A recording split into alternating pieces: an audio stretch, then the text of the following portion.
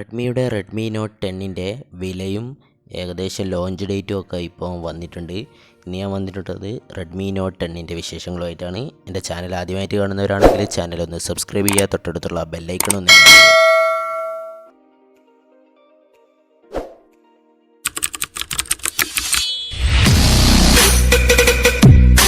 Redmi Note 10 എന്ന് പറയുന്ന ഈ ഫോൺ ഫെബ്രുവരി 3-ാമത്തെ ആഴ്ചയോടുകൂടി തന്നെ ഇന്ത്യയിലേക്ക് ലോഞ്ച് ചെയ്യുമെന്നാണ് ഇപ്പോൾ അറിയാൻ കഴിയുന്നത്.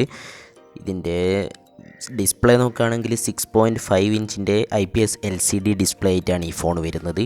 20:9 എന്ന് പറയുന്ന നല്ലൊരു ആസ്പെക്റ്റ് റേഷ്യോയിലാണ് ഈ ഫോൺ വരുന്നത്. ഇതിന് പഞ്ച് ഹോൾ ഡിസ്പ്ലേ സെറ്റപ്പാണ് ഇതിൽ അറേഞ്ച് ചെയ്തിട്ടുള്ളത്. ടോപ്പ് ലെഫ്റ്റിലായിട്ടാണ് പഞ്ച് ഹോൾ നമ്മൾ കാണുന്നത്. ഇതിൻ്റെ ഫിംഗർ പ്രിൻറ്റ് സെൻസർ പവർ ബട്ടണിൽ ഇൻ്റഗ്രേറ്റ് ചെയ്താണ് വരുന്നത്. നല്ലൊരു ക്വാളിറ്റി ഉള്ളൊരു ഡിസ്പ്ലേ തന്നെയാണെന്നാണ് അറിയാൻ കഴിയുന്നത്. പിന്നെ ഇതിൻ്റെ വെയ്റ്റും ഡയമെൻഷനും ഒന്നും ഇതുവരെ പുറത്തു വിട്ടിട്ടില്ല. എന്തായാലും കുറഞ്ഞ തിക്നെസ്സും കുറഞ്ഞ വെയ്റ്റിലും വരുന്നൊരു ഫോൺ തന്നെ ആയിരിക്കും ഇത്. ഇതിൻ്റെ പ്രൊസസ്സർ വരാൻ പോകുന്നത് മീഡിയാടെക്കിൻ്റെ തന്നെ Dimensity 720 എന്ന് പറയുന്നൊരു നല്ല പ്രൊസസ്സറായിട്ടാണ്. ഇതൊരു 5G പ്രൊസസ്സർ ഉള്ള 5G മൊബൈൽ തന്നെയായിരിക്കും. ആൻഡ്രോയിഡ് 10 ബേസ് ചെയ്തിട്ടുള്ള MIUI 12 ആയിട്ടാണ് ഈ ഫോണും വരുന്നത്. ഇത് 3 റാം വേരിയൻറ്റിലാണ് ഇപ്പം നമുക്ക് ലഭ്യമാവുക. 4GB 64GB വേരിയൻറ്റും 6GB 128GB വേരിയൻറ്റും 8GB 256GB വേരിയൻറ്റും.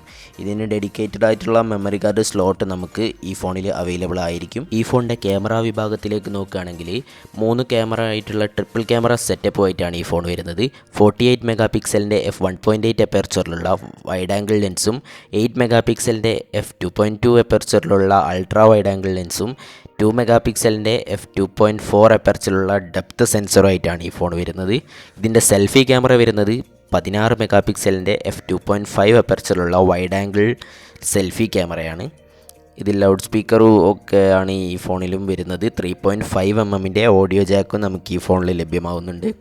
ഇത് കളർ വേരിയൻ്റ് ഇപ്പം ബ്ലൂ ആണ് നമുക്ക് അറിയാൻ കഴിയുന്നത്. ബ്ലൂവും ബ്ലാക്കും ഒക്കെ ഉണ്ടാവുമെന്നാണ് പറയുന്നത്. പിന്നെ ബാക്കിയുള്ള കളറിൻ്റെ ഒന്നും ഇപ്പം കമ്പനി കൺഫേം ചെയ്തിട്ടില്ല. ഇതിന് 4800 mAh നല്ലൊരു ബാറ്ററിയും 33 വാട്ടിൻ്റെ ഫാസ്റ്റ് ചാർജിങ്ങും ഈ ഫോണിൽ സപ്പോർട്ട് ചെയ്യുന്നുണ്ട്.